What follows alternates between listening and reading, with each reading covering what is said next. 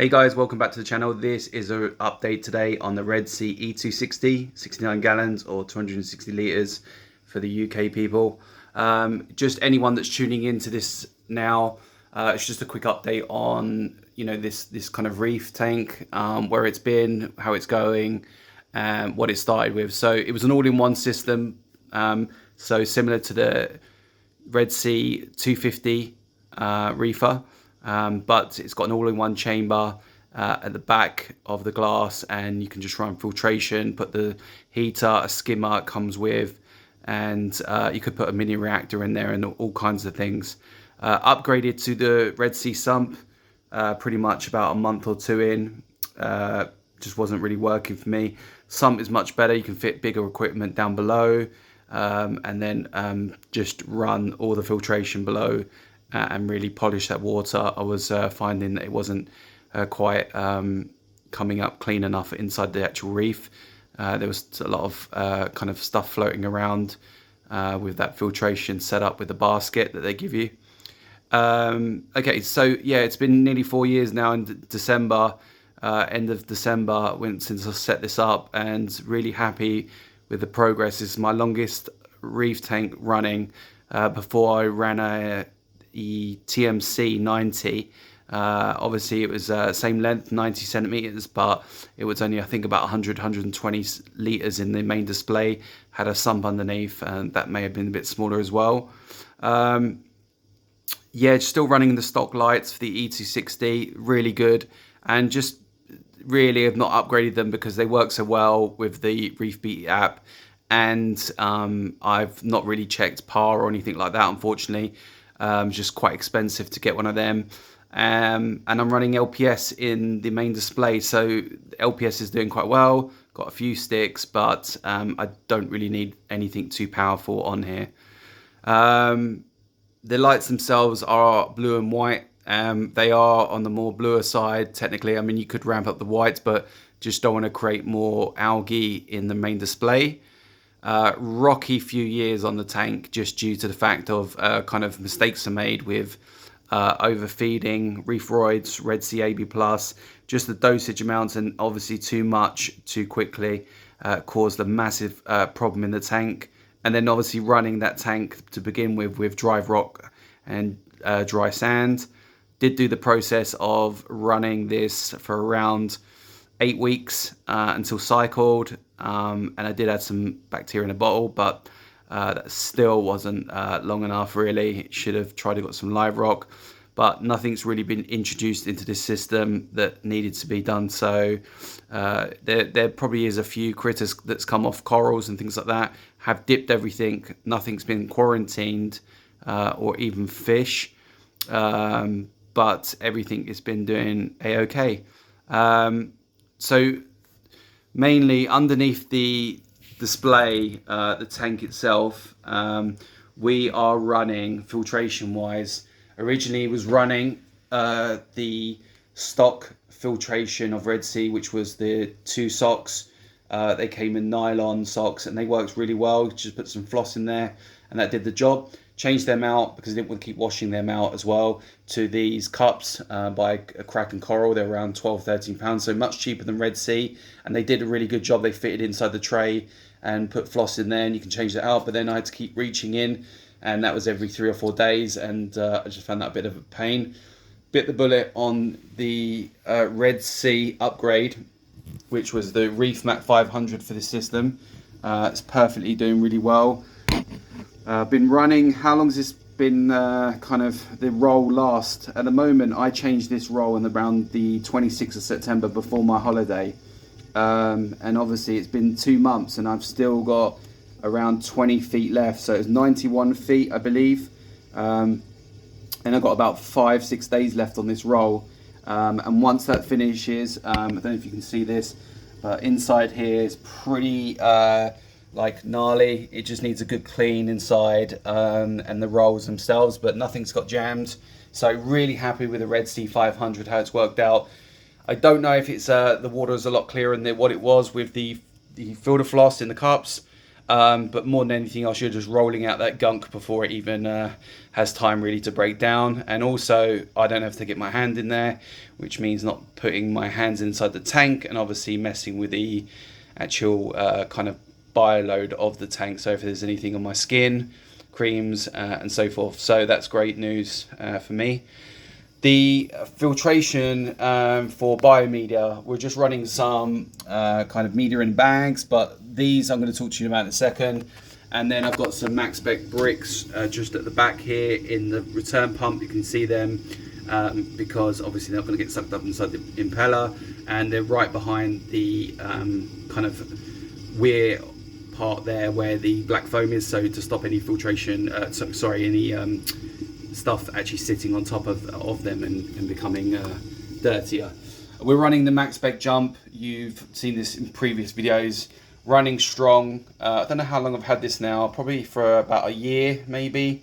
I've had a few skimmers I've gone through and didn't really do the job and just wasn't happy with them, kept having to tweak them. This skimmer's been rock solid on performance. I've just fed the tank, so this is why it's not actually pulling out any skim now, but usually it's just foaming over, and we're set to 80%, and you can see all the gunk in there that's been pulling out, all the fish poop. So that's great news. ATO, I'm still running the Micro ATO by Aqua Auto, the mini one with the blue light. Rock solid, just keep that clean. I scrub it like every 2 weeks or so, and especially before I go on holiday, I make sure a week before I give it a good clean, wipe down as well with a cloth, and that does the job. Sorry about the light coming on and off here. We've got the board here set up. I was hoping to go a different way with this, but it is what it is. I just wanted to get it off and mount it onto something, and in hindsight really could have just bought a board from B&Q or Homebase or something, and just drilled some holes and a white board or a black board and just stuck everything on there. So maybe that would have been a good shout. I've seen someone else do something from IKEA where they have these white boards. They're like boards for tools. They've got holes in, so you could drill a couple of holes and mount everything to it, and I think they're clipped together, so that might be a good way, and then you could hide all the cables behind. Should have gone that route, and probably on the next build I will. The back of the tank is just a spaghetti junction of cables coming from behind. It's just nothing really I can do about that. I didn't really plan that well for it, even though it's got tracks on the back of the tank. All the original gear is still here from Red Sea, all the switches. All we're running off here is a reactor, and purely because everything else is running off this main switch board, because this is a three prong UK plug extension plug, and this is a 2-prong in the top up here. There's some, you can't really see them, but it's up here. There's kind of some prongs up there, so there we go. And what we're running is the max spec jump controller. We've got the DC return pump 4000, which is the Jacob. I've gone through a couple, one or two actually, but they did replace them. I think obviously I'm keeping them clean and everything else, but I think it's just either the rotor inside like malfunctions or something's happened to it. I ran this controller for a bit, which is let me just get in here. So yeah, been running this temperature controller for the last 3 years. It's rock solid, really easy. It's about £30 from Amazon, and yeah, it's a great controller. It's a bit like the Inkbird. Just down here, which I never touch because it's through the app, is the Reef Wave 25 by Red Sea. You can control it by the controller itself, but I just do it by the app. I just find that a lot more intuitive and easier to work with, really. We have a little webcam camera set up here, pointing down towards the ATO and the water line, and I can see the skimmer from this camera when I'm away. We've got the Eheim 350 UV set at the back there, just a little pump down below here, and then it's just going back into the other side of the return, so it's just kind of helping keep that clean. What I did was wanted to show you if you can see this. Sorry about the camera work here. See this cup here with the filtration, the filter media kind of thing. So where I basically cut the nets from the other one and I've put them in one of these and drilled some holes in the tops to let water flow go around the tops as well. And I think that's just a lot better. It's just going to keep these a lot more cleaner. In bags, they're kind of collecting a lot of detritus around them, and it's just such a pain to rinse out and kind of try and keep them clean. I just don't want to build up with nitrates, so I'm going to do that for these two and put them in this one, and just trying to find a spot for them really. It's just pretty packed out in here now. Let's just go on to the main display. Just before I go, for dosing, we're running the Red Sea Reef Dose 4. We're running alkalinity, calcium, magnesium, and have used the I believe it's, what was it? It was the Red Sea product for nitrates, reducing nitrates, NOPOX, which worked really well. But now I'm going the other way. I'm trying to not flatten out my nitrates and phosphates really. So there we go. This is the container, Red Star fish, all in three containers.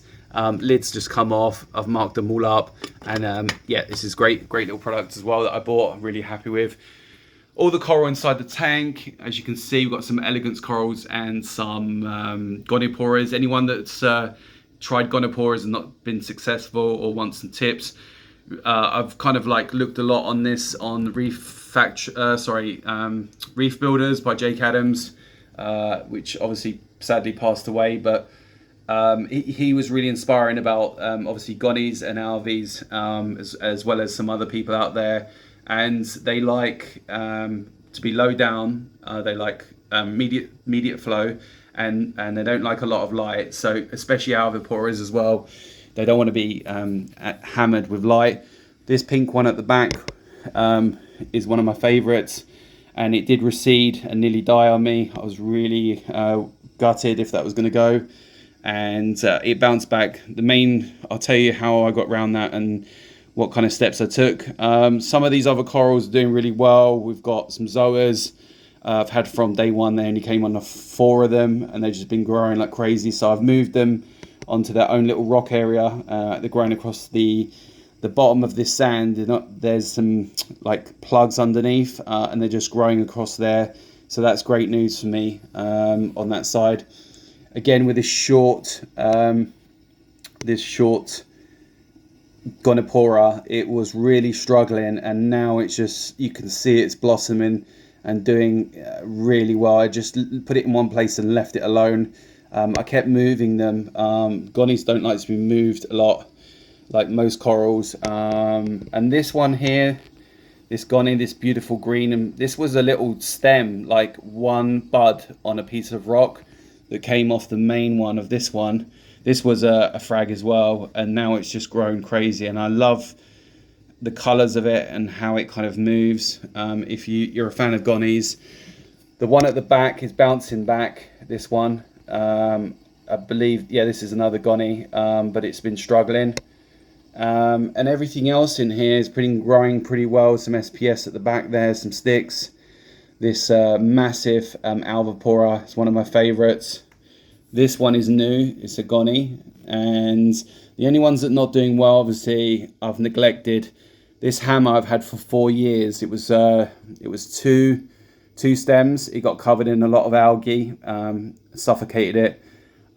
Kept moving it, which was a bad idea. It was at the front. It was a massive colony, and you can see a lot of it's died off. So it needs to be on its own rock, a bit higher up, and just away from the alviporas, which I'm going to try and do.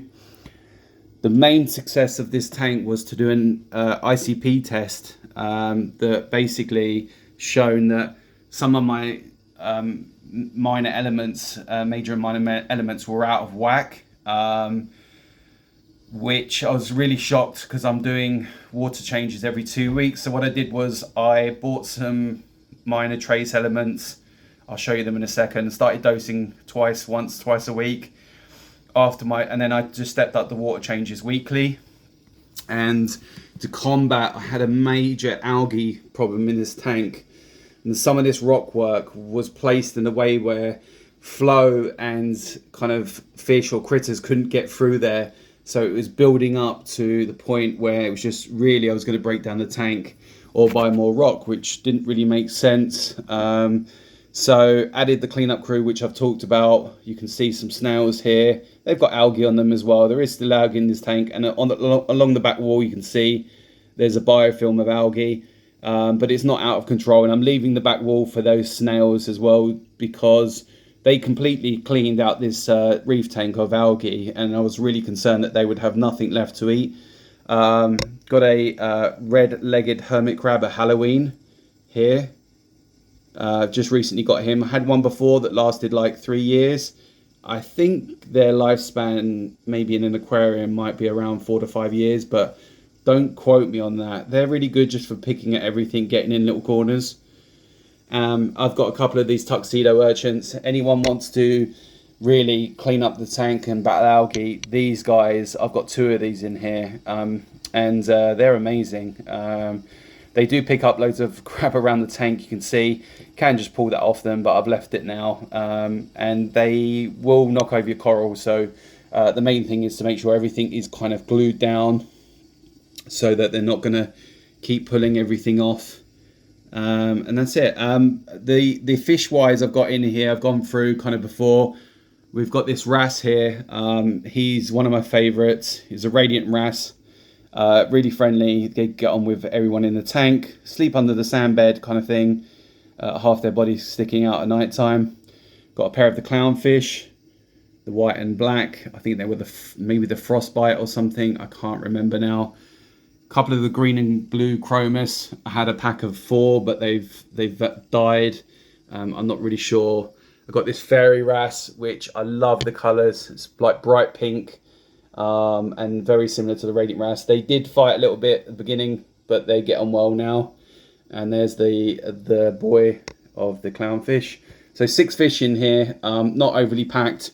Yeah, you can see everything pretty looks good. I wish the rock work was up higher, so it would give it more depth. And it's something I would love to maybe build a new piece out of dry like fancy dry rock, which is basically the purple coralline algae rock that's dry obviously, and it's called fancy branching rock. I got this from, only place I found this is Charterhouse Aquatics, yeah, I love it. It looks pretty natural, and it just there's a lot of free swimming space for the fish as well, so it's not completely, I've got enough biomedia in here. It's perfectly fine. I've got loads of stuff underneath, so it's doing a-okay.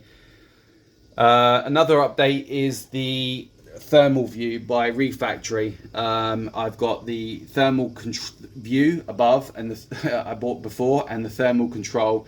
Obviously, the view is just the screen like this, but it's in red. It's above. I can see that, and it's not too bright at night time. And I already had it, so I've kept it on here running. It's just a backup. Just gives me alerts, alarms, and I can just check it by visual. This one's underneath the cabinet, so the doors are closed, but I can see this online when I'm away. And this will basically monitor the heater and cooler, which is the fan on the system. I'll show you where those are in a second, just in case you was wondering. I've just got these little screens here. I put these screens up just basically any water which has happened before by water changes, hose came off, it just splashed across here and didn't go near the electrics. I could have put this behind a bit more, but to be honest, it was a nightmare trying to get my hands behind here to unplug things or turn the switches off at the bottom. So this just is on like little pads. It's just like Velcro fat pads, so just cut some plastic. And so behind here is the main controller for this. You probably won't be able to see it. I've tried to show this before. Bear with me 1 second. Let me just try and get a light on this situation for you. Just going to pull this up.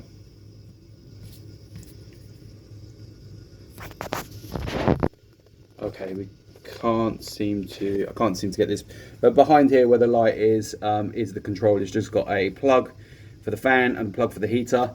And this is a tight window, so I've set this to I think it drops below, it's 77.8, goes down to, and then the heater kicks on and it goes up to 78.3, and then the heater kicks off.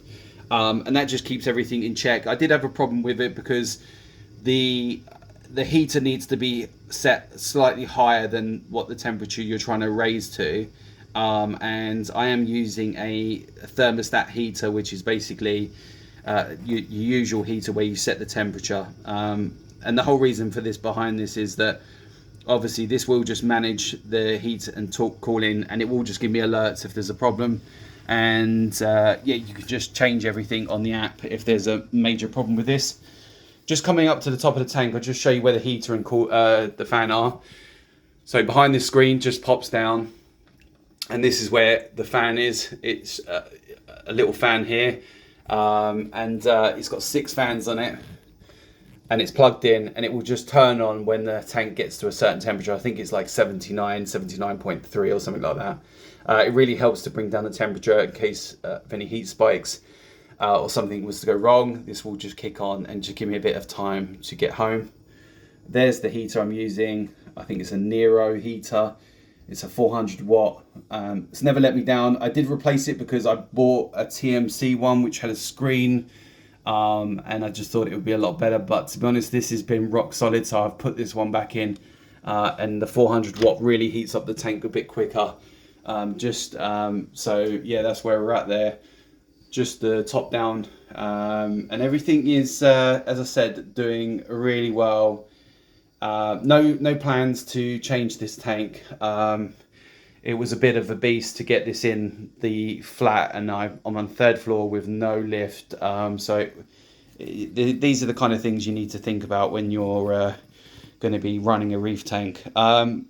ATO reservoir, just using the container down here, put a plant in front to kind of hide it. Could buy like a nice reservoir one, but to be honest with you, I just don't want to spend like 120, 150 pounds on a container that just holds RO water. It just seems pointless, really. Some people will really like that, but limited space underneath, as you can see, so I can't really do much more else with this. And it's just running on autopilot now. So apart from testing and water changes, which I've been doing weekly, I will be going back to every 2 weeks on water changes, because some of my my alkalinity has risen, I think, as a result of that, because it's been dosing on those days I forgot to unplug the doser when I'm doing water changes.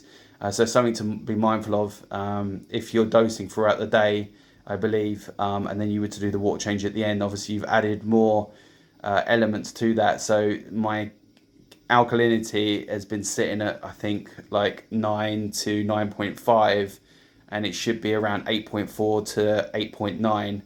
That's where I've been sitting by testing with the Hannah checker. So yeah, it's just little tips for you there. If you've got any questions about the tank, you just want to ask anything about it, then obviously hit me up and let me know. Flow, I'm just running the Red Sea Reef Wave 25. How's it doing? Really well. Love it. It's perfectly silent. I love the magnet. It's so strong.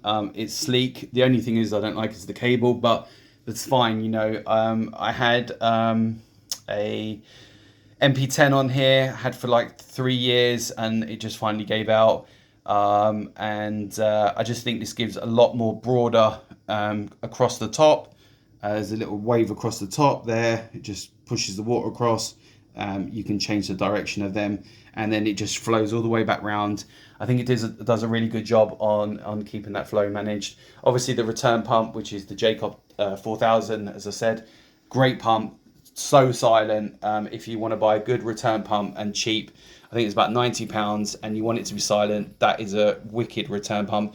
I might buy the Wi-Fi one that's come out, but to be honest with you don't really ever need to change the level of that, because it will mess up the weir in the back. So if I just show you this quickly, if I lift this up, behind here is your drains. So you got here, don't know if you can see this. This is an emergency drain. It just trickles in and keeps the flow underneath the actual level with the ATO constant, so it doesn't always keep kicking on. The main drain is just below here.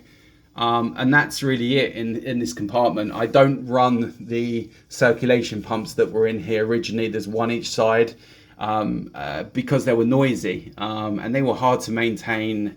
They were a real pain to kind of get around, and I don't know how much electricity they were using, being AC. Everything on this tank now is really running on DC, and obviously the LED lights are obviously LED, so they're not going to be using that much power, I believe. That's it, guys. There's the thermal view, just in case you haven't seen that before, what I was talking about earlier. Let me just bring you in. 78.1. And we'll just go below. We're at 78.1. They're both independent, but they are refactory and they are on the actual app itself. So I'm running the refactory app and I'm running the Red Sea Reef Beat. And that's how I'm controlling and monitoring the tank. Thanks guys for watching. Appreciate it. I've just rambled on this video, but really just wanted to get that out there. Just before I go, this was what I am now dosing weekly after my water changes. Iodine and trace elements, got a bunch of stuff in here. But this stuff was really good. I can see as soon as I've dosed it, the tank, the corals really pick up from this. It's got instructions on here in the UK as well. And yeah, I think this was like about 12-13 pounds a bottle. It's lasting me maybe 6 to 8 weeks. I've got a couple of bottles on stock there. Wait, sorry, my cat's getting in the middle of this. Dosing some NIOS phosphates and nitrates weekly as I see fit. If I see the coral sulking, and if I, by the levels of testing, I will add these as needed.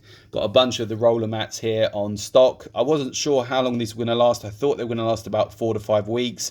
It's lasted me well over 2 months on that, so I'm really happy. I've probably got enough here for about a year's stock, which is crazy. But I think Red Sea prices are about to go up, guys, so probably get your orders in now, just so you've got them all at hand.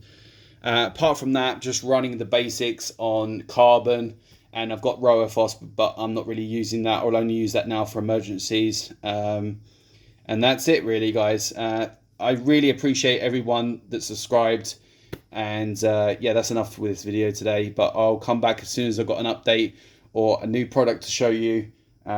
Thanks for watching. Bye.